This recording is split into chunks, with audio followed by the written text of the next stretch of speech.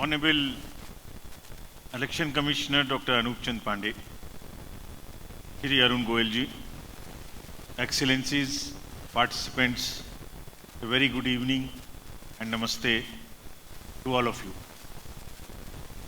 I extend a very warm welcome to all of you on this virtual conference. It is third in the series of three conferences which we undertook to organize under the Election Integrity Cohort.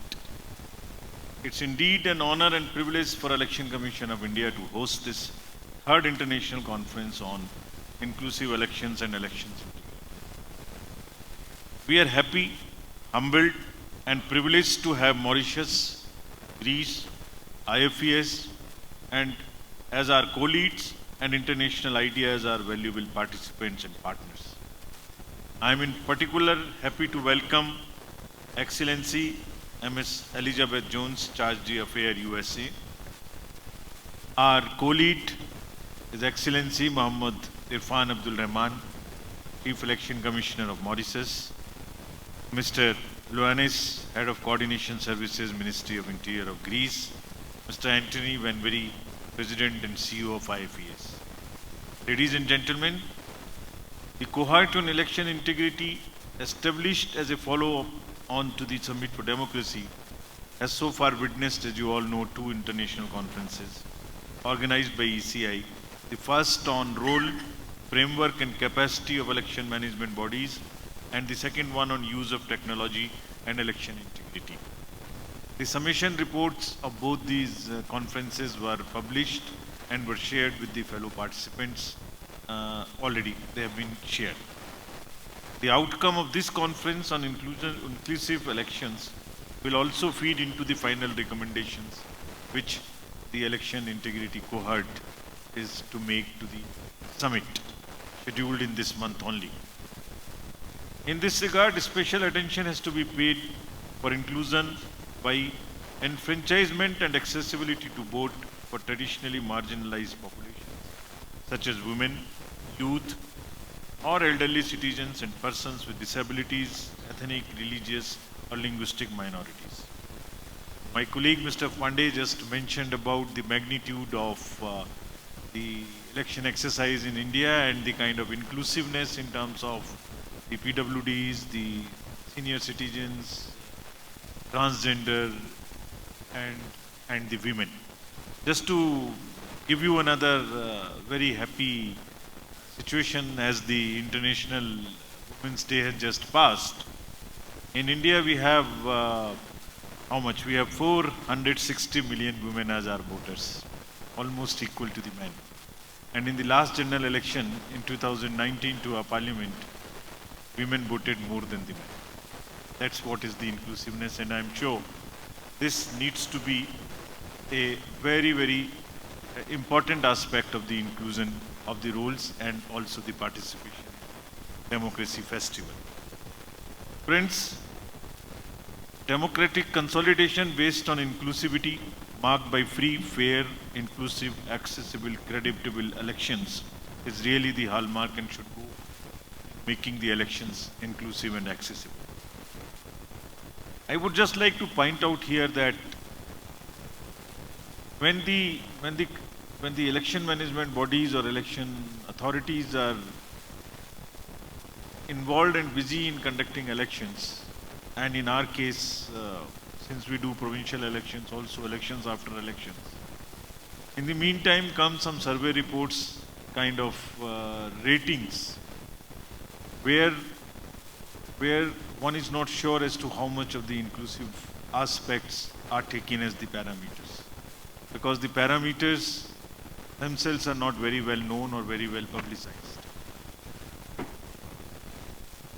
Their pioneering work done by various EMBs, EAs does not really find reflection in the survey reports and the kind of ratings published by several organizations.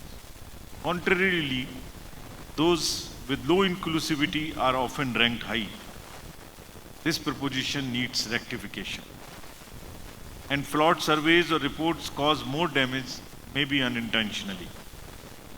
It causes damage to the credibility of the EMBs, EAs, and credibility of such outputs and the survey agencies and the democracy by default.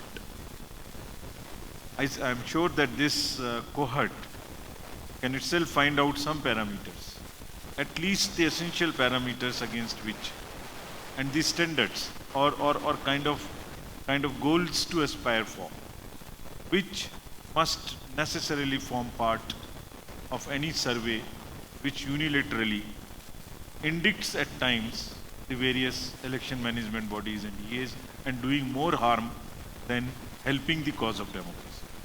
I'm sure that this cohort would find it useful to continue or to start finding out such parameters and challenging them more and more if they are not transparent and objective and shared with each other. There is tremendous scope for improvement on this part, and we must take the responsibility to work out an improved framework for democratic consolidation for larger dividends of democracy to act true to the constituents. And this may of course be treated as a work in progress by this cohort. Friends, inclusiveness in the elections can be also quantified in this respect in terms of, say, voter registration, voter turnout, or by well-established ratios such as electors to population ratios, percentage of votes polled. We need to really work in this direction, bring some standards or some best practices on this count. We can, while working on this, also build in the framework of transparency, self-disclosures, grievance redressals, deployment of appropriate technologies, and capacity to respond to fair public criticism and also mitigate the emerging challenges of social media.